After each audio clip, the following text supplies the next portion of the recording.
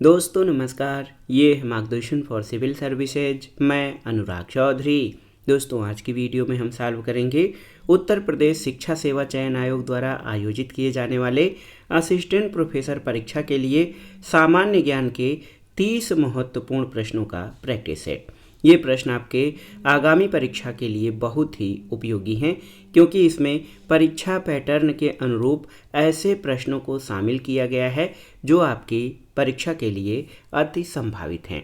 और सामान्य ज्ञान का पार्ट जो है ये सभी अभ्यर्थियों के लिए अनिवार्य है, इसलिए असिस्टेंट प्रोफेसर परीक्षा देने वाले सभी अभ्यर्थी इसको ध्यान से सॉल्व करें।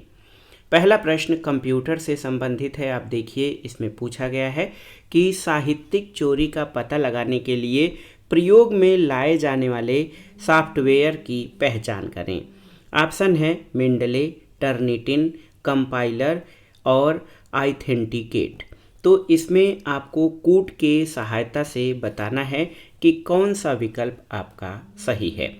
तो सही उत्तर यहाँ पर आप देखिए टर्निटिन और ऑथेंटिकेट, बी और डी। ऑप्शन डी आपका सही उत्तर हो जाएगा।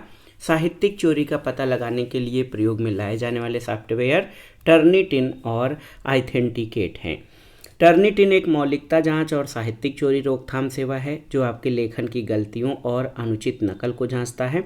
और ऑथेंटिकेट भी सॉफ्टवेयर आधारित प्रमाणक है जो समय आधारित वन टाइम पासवर्ड और एचएमसी आधारित वन टाइम पासवर्ड का प्रयोग कर साहित्यिक चोरी को रोकता है। अगला प्रश्न है कि CBOD का पूर्ण रूप क्या है, आपको बताना है। ये प्रश्न भी बहुत ही महत्वपूर्ण है। CBOD का पूर्ण रूप क्या है आपसे पूछा गया है। तो सही उत्तर क्या हो जाएगा? सही उत्तर carbonaceous biochemical oxygen demand, option C. यहाँ पर देखिए CBOD का फुल फॉर्म है कार्बोनियस बायोकेमिकल ऑक्सीजन डिमांड, और इसके द्वारा कार्बोनियस स्रोतों से घुलित ऑक्सीजन की कमी को मापा जाता है और ये जल में कार्बन आधारित पदार्थों को विघटित करने के लिए आवश्यक ऑक्सीजन की मात्रा को दर्शाता है। और CBOD जल निकाय में कार्बनिक प्रदूषण के स्तर को सूचित करता है। CBOD जलीय पारिस्थितिकी तंत्र के समग्र स्वास्थ्य और स्थिरता का निर्धारण करने में महत्वपूर्ण कारक है। अगले प्रश्न पर आते हैं, शिक्षण से संबंधित है। शिक्षण के दौरान विद्यार्थियों की अधिकतम सहभागिता किसके द्वारा संभव है, आपसे पूछा गया है। व्याख्यान पद्धति, निदर्शन पद्धति, आगमनात्मक पद्धति या पाठ्यपुस्तक पद्धति। तो सही उत्तर निदर्शन पद्धति, ऑप्शन बी। शिक्षण के दौरान विद्यार्थियों की अधिकतम सहभागिता निदर्शन पद्धति के द्वारा संभव है और ये पद्धति सीखने के सिद्धांतों पर आधारित होती है। इस पद्धति का प्रयोग कक्षा में संज्ञानात्मक, भावात्मक और मनोसंचालक उद्देश्यों को प्राप्त करने के लिए किया जाता है। अगला प्रश्न बहुत ही महत्वपूर्ण है। प्रश्न संख्या 4, निम्नलिखित में से किस प्रकार के अनुसंधान के सारांशों या निष्कर्षों को अन्य स्थितियों से सामान्यीकृत नहीं किया जा सकता। ऑप्शन है ऐतिहासिक अनुसंधान, वर्णनात्मक अनुसंधान, प्रायोगिक अनुसंधान या कारणात्मक अनुसंधान। तो सही उत्तर ऐतिहासिक अनुसंधान। ऐतिहासिक अनुसंधान में सारांश या निष्कर्षों को अन्य स्थितियों से सामान्यीकृत नहीं किया जा सकता और आप जानते हैं कि ऐतिहासिक अनुसंधान विधि का संबंध भूतकाल से है। ये भविष्य को समझने के लिए भूतकाल का विश्लेषण करता है। जॉन डब्ल्यू बेस्ट के अनुसार ऐतिहासिक अनुसंधान का संबंध ऐतिहासिक घटनाओं के वैज्ञानिक विश्लेषण से है। इसके विभिन्न पद भूत के संबंध में एक नई सूझ पैदा करते हैं जिसका संबंध वर्तमान और भविष्य से होता है। अगले प्रश्न पर आते हैं, प्रतिचयन के निम्नलिखित प्रकारों में किसको विवेक सम्मत प्रतिचयन के रूप में जाना जाता है। ऑप्शन है कोटा प्रतिचयन, सुविधानुसार प्रतिचयन, संगुच्छ प्रतिचयन या संप्रयोजनात्मक प्रतिचयन। तो सही उत्तर आपका हो जाएगा संप्रयोजनात्मक प्रतिचयन। आप देख सकते हैं कि संप्रयोजनात्मक प्रतिचयन गैर प्रायिकता प्रतिचयन की ऐसी क्रियाविधि है जो सामान्य रूप से प्रयोग में लाई जाती है और इसे ऐच्छिक प्रतिचयन या उद्देश्यपूर्ण प्रतिचयन भी कहते हैं। इसमें जो रिसर्चर होता है अपने निर्णय विवेक के आधार पर करता है और इसे विवेक सम्मत प्रतिचयन भी कहते हैं। अगला प्रश्न देखिए, समष्टि सूचना पैरामीटर है जबकि संगत सैंपल सूचना को क्या कहा जाता है, आपको बताना है। यूनिवर्स या समष्टि, अनुमान, प्रतिचयन अभिकल्प या सांख्यिकी। तो सही उत्तर ऑप्शन डी सांख्यिकी हो जाएगा। आप देख सकते हैं बहुत ही महत्वपूर्ण प्रश्न है। संगत सैंपल सूचना को सांख्यिकी कहा जाता है जबकि समष्टि सूचना पैरामीटर होता है। पैरामीटर किसी आबादी की विशेषता है जबकि सांख्यिकी नमूने या सैंपल की विशेषता होती है। सांख्यिकी जो है ये सैंपल या नमूने की विशेषता होती है और समष्टि जो है ये सूचना पैरामीटर होता है। अगला प्रश्न है, निम्नलिखित में से कौन कौन से प्रदूषक अम्लीय वर्षा के कारक हैं, आपको बताना है। Nitric oxide, nitrogen oxide, carbon monoxide, sulphur dioxide और मीथेन। इन गैसों में से कौन से प्रदूषक अम्लीय वर्षा के कारक होते हैं? तो यहाँ पर आप देख सकते हैं नाइट्रिक ऑक्साइड, नाइट्रोजन ऑक्साइड और सल्फर डाइऑक्साइड। आप जानते हैं कि अम्लीय वर्षा के मुख्य घटक H2SO4 यानी सल्फ्यूरिक एसिड और HNO3 यानी नाइट्रिक एसिड होते हैं। तो नाइट्रिक ऑक्साइड, नाइट्रोजन ऑक्साइड और सल्फर डाइऑक्साइड, इन तीनों से ये दोनों अम्ल बन सकते हैं। तो आपके हो जाएंगे A, B और D। ऑप्शन बी आपका सही उत्तर हो जाएगा। आप देख सकते हैं अम्ल वर्षा के मुख्य कारक नाइट्रिक ऑक्साइड, नाइट्रोजन ऑक्साइड और सल्फर डाइऑक्साइड हैं। अम्लीय वर्षा के बारे में पहली बार 1852 में स्कॉटिश रसायनविद रॉबर्ट एंगस स्मिथ ने जानकारी दिया और अम्ल वर्षा का पीएच मान 5 से कम होता है जबकि वायुमंडल में मानव जनित कारकों से और कुछ प्राकृतिक कारकों जैसे ज्वालामुखी विस्फोट आदि से सल्फर डाइऑक्साइड और नाइट्रोजन के ऑक्साइड वायुमंडल में जाते रहते हैं और वर्षा जल के साथ घुलकर भूमि पर गिरते हैं, तब इससे पेड़ पौधे, जीव जंतु और इमारतों को नुकसान पहुंचता है। अगला प्रश्न आइए देखते हैं, ताजमहल पर मुख्यतः किस प्रतिकूल प्रभाव की आशंका है? सल्फर डाइऑक्साइड, क्लोरीन, ऑक्सीजन या हाइड्रोजन। तो सही उत्तर सल्फर डाइऑक्साइड ऑप्शन ए हो जाएगा। क्यों? क्योंकि ताजमहल पर मुख्य रूप से सल्फर डाइऑक्साइड के प्रतिकूल प्रभाव की आशंका है। सल्फर डाइऑक्साइड वायुमंडल में जो है वर्षा के जल के साथ अन्य कारकों या गतिविधियों से सल्फ्यूरिक अम्ल बना सकता है, जिससे इसके जो वाइट मार्बल है, संगमरमर है, इसको नुकसान पहुंच सकता है। अगला प्रश्न है, प्रत्येक कंप्यूटर जो इंटरनेट से जुड़ा है उसमें निश्चित रूप से क्या होगा? LED display, tertiary memory, IP address या स्विच। तो सही उत्तर है प्रत्येक कंप्यूटर जो इंटरनेट से जुड़ा होगा उसमें आईपी एड्रेस यानी इंटरनेट प्रोटोकॉल एड्रेस होता है। ये बहुत ही महत्वपूर्ण है। प्रत्येक कंप्यूटर जो इंटरनेट से जुड़ा है उसमें निश्चित रूप से आईपी एड्रेस होगा और इससे इंटरनेट पर उपयोगकर्ता की पहचान होती है। इसका पूर्ण नाम इंटरनेट प्रोटोकॉल एड्रेस है। अगले प्रश्न पर आते हैं। महत्वपूर्ण प्रश्न है, द्वितीय पीढ़ी के कंप्यूटर में वैक्यूम ट्यूब के स्थान पर किसका प्रयोग किया गया? तो द्वितीय पीढ़ी में ट्रांजिस्टर का प्रयोग किया गया था। ऑप्शन बी आपका सही उत्तर है। याद रखिएगा, द्वितीय पीढ़ी या सेकेंड जनरेशन कंप्यूटर में वैक्यूम ट्यूब के स्थान पर ट्रांजिस्टर का प्रयोग किया गया। अगला प्रश्न है, कंप्यूटर मेमोरी मापी जाती है गीगाबाइट में, जिसका अर्थ क्या होता है? जीबी में, जिसका अर्थ क्या होता है? तो कंप्यूटर स्मृति के मापन की इकाई जीबी है और इसका अर्थ गीगाबाइट होता है। एमबी का अर्थ मेगाबाइट है। अगला प्रश्न है, निम्न में से कौन सी एक यंत्र सामग्री नहीं है? देखिए, प्रिंटर, कीबोर्ड, माउस या प्रचालन तंत्र।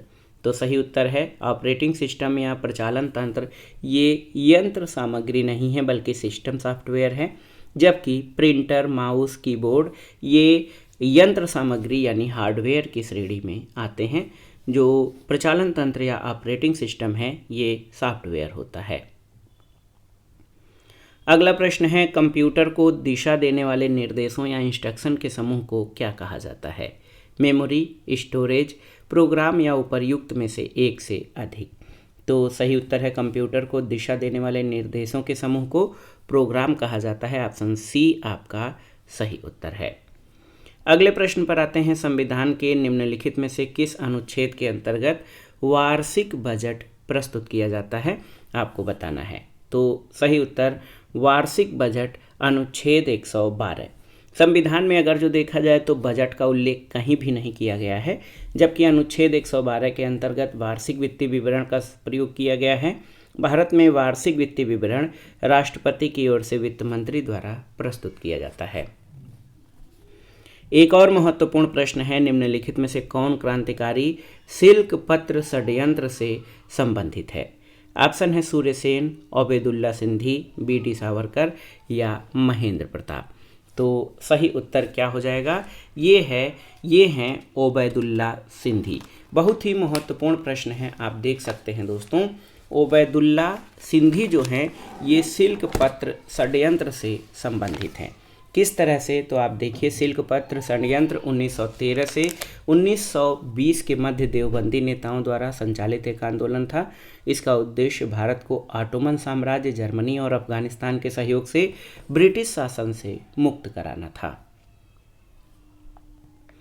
अगले प्रश्न पर आते हैं, महत्वपूर्ण प्रश्न है। ये देखिए, भूगोल से संबंधित है कि सौर मंडल का दूसरा सबसे बड़ा ग्रह कौन सा है? तो आप जानते हैं सौर मंडल का सबसे बड़ा ग्रह बृहस्पति है और दूसरा सबसे बड़ा ग्रह शनि है। तो सही उत्तर ऑप्शन ए शनि हो जाएगा। शनि सौर मंडल का दूसरा सबसे बड़ा ग्रह है। शनि का भूमध्य रेखीय व्यास लगभग 1,20,456 किलोमीटर है। सौर मंडल का सबसे बड़ा ग्रह बृहस्पति है। सौर मंडल का सबसे छोटा ग्रह बुध है। एक है किसान क्रेडिट कार्ड यानी KCC। किसान क्रेडिट कार्ड योजना किस वर्ष आरंभ की गई थी, आपको बताना है। तो किसान क्रेडिट कार्ड योजना 1998 में आरंभ की गई थी और इसका उद्देश्य किसानों को कृषि गतिविधियों के लिए बिना किसी बाधा के समय पर ऋण उपलब्ध कराना था। और भारत सरकार किसान क्रेडिट कार्ड योजना के अंतर्गत किसानों को ब्याज पर 2% की आर्थिक सहायता देती है और समय पर ऋण चुकाने वाले किसानों को 3% की प्रोत्साहन छूट भी दी जाती है। अगला प्रश्न है, वर्ष 2015 के पूर्व योजना आयोग तथा राज्य सरकारों के बीच समन्वयकर्ता का कार्य कौन करता है, आपको बताना है। तो 2015 के पूर्व आप जानते हैं योजना आयोग था। 1 जनवरी 2015 से योजना आयोग के स्थान पर नीति आयोग गठित कर दिया गया है। लेकिन प्रश्न पूछा गया है कि 2015 के पूर्व योजना आयोग और राज्य सरकारों के बीच समन्वयकर्ता का कार्य कौन करता था? तो ये था NDC यानी राष्ट्रीय विकास परिषद। आप याद कर लीजिए कि योजना के निर्माण में राज्यों की भागीदारी सुनिश्चित करने के लिए सरकार द्वारा एक प्रस्ताव से 6 अगस्त 1952 को राष्ट्रीय विकास परिषद का गठन हुआ। 2015 के पूर्व में ये देश की पंचवर्षीय योजनाओं का अनुमोदन करती थी। प्रधानमंत्री इस परिषद के अध्यक्ष होते हैं और इसके सदस्यों में केंद्रीय वित्त मंत्री, सभी राज्यों के मुख्यमंत्री, केंद्र शासित प्रदेशों के प्रशासक और योजना आयोग के सदस्य शामिल होते थे। वर्तमान में योजना आयोग का जगह नीति आयोग ने ले लिया है, जबकि राष्ट्रीय विकास परिषद की संरचना अभी भी जारी है। अगला प्रश्न है, देखिए, निम्नलिखित में से कौन अतिवादी या एक्सट्रीमिस्ट नहीं था? ऑप्शन है सुरेंद्र नाथ बनर्जी, लाला लाजपत राय, बिपिन चंद्र पाल और बाल गंगाधर तिलक। तो सही उत्तर सुरेंद्र नाथ बनर्जी ये अतिवादी नहीं थे बल्कि उदारवादी थे। लाला लाजपत राय, बिपिन चंद्र पाल और बाल गंगाधर तिलक, लाल बाल पाल और लाल बाल पाल, लाला लाजपत राय, बाल गंगाधर तिलक और बिपिन चंद्र पाल ये अतिवादी या गरम दल के नेताओं में शामिल थे। अगला प्रश्न है, निम्नलिखित में से कौन सा एक सही सुमेलित नहीं है, आपको बताना है। संग्रहालय और स्थान का आपको मिलान करना है। क्राफ्ट संग्रहालय लखनऊ सही है, ग्लास संग्रहालय वाराणसी सही नहीं है, राजकीय पुरातत्व संग्रहालय कन्नौज सही है और डाक टिकट संग्रहालय सहारनपुर सही है। तो आप देखिए इसमें ऑप्शन बी आपका सही सुमेलित नहीं है। दोस्तों, ग्लास संग्रहालय उत्तर प्रदेश के बनारस में नहीं बल्कि फिरोजाबाद में स्थित है। याद रखिएगा, ग्लास संग्रहालय फिरोजाबाद में है और क्राफ्ट संग्रहालय लखनऊ में, राजकीय पुरातत्व संग्रहालय कन्नौज में, डाक टिकट संग्रहालय उत्तर प्रदेश के सहारनपुर जिले में स्थित है। अगला प्रश्न है कि किसने कहा था ब्रिटिश शासन भारत से निकलने वाला खून का एक दरिया है। तो ये महत्वपूर्ण कथन है, आपको बताना है कि किसका कथन है कि ब्रिटिश शासन भारत से निकलने वाला खून का दरिया है। तो सही उत्तर दादा भाई नौरोजी।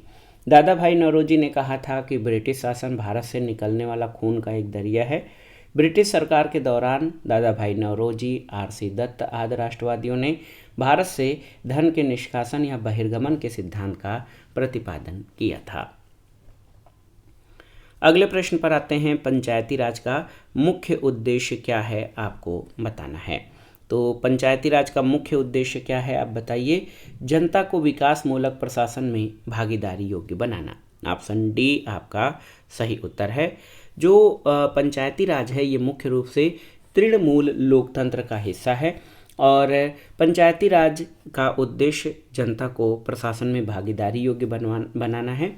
बी.आर. मेहता समिति यानी बलवंत राय मेहता समिति 1957 ने लोकतांत्रिक विकेंद्रीकरण की योजना की सिफारिश की, जो अंतिम रूप से पंचायती राज के रूप में जाना गया। 73वें संविधान संशोधन अधिनियम 1992 के द्वारा इसको संवैधानिक दर्जा दिया गया था। अगला प्रश्न है कि लेख है एक मैं नास्तिक क्यों हूँ, ये किसके द्वारा लिखा गया था। तो सही उत्तर है भगत सिंह के द्वारा 1930-31 में जेल में प्रवास के दौरान। मैं नास्तिक क्यों हूँ भगत सिंह द्वारा 1930-31 में अपने कारावास के दौरान लिखा गया लेख है। अगले प्रश्न पर आते हैं, जनगणना 2011 कौन सा जनगणना सर्वेक्षण था, यानी किस क्रम का जनगणना था। तो सही उत्तर है 15वां, ऑप्शन सी, याद रखिएगा। दोस्तों, जनगणना 2011 भारत का 15वां जनगणना सर्वेक्षण था। पहली जनगणना 1872 में ब्रिटिश वायसराय लॉर्ड मेयो के काल में संपन्न की गई थी और जनगणना का कार्य भारत सरकार के गृह मंत्रालय के अंतर्गत किया जाता है। अगला प्रश्न है, लिखापानी हिमनद भारत के किस राज्य में स्थित है। अरुणाचल प्रदेश, हिमाचल प्रदेश, सिक्किम या उपर्युक्त में से कोई नहीं। तो सही उत्तर अरुणाचल प्रदेश, याद रखिएगा। लिखापानी हिमनद भारत के अरुणाचल प्रदेश राज्य में भारत और म्यांमार सीमा पर स्थित है। सिक्किम राज्य में मुख्य रूप से दो दर्रे नाथुला और जेलेपला हैं। हिमाचल प्रदेश में शिपकीला, रोहतांग और बाड़ालाचा दर्रे स्थित हैं।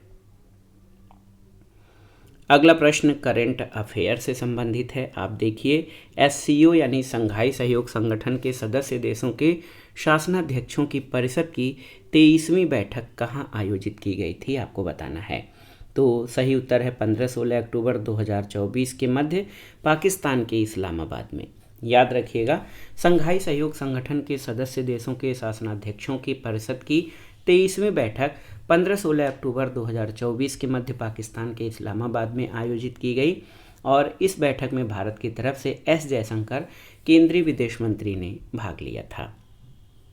अगला प्रश्न है, 9वें ICC पुरुष T20 विश्व कप 2024 में भारत ने फाइनल मुकाबले में किसे हराकर अपना दूसरा पुरुष T20 विश्व कप खिताब जीता।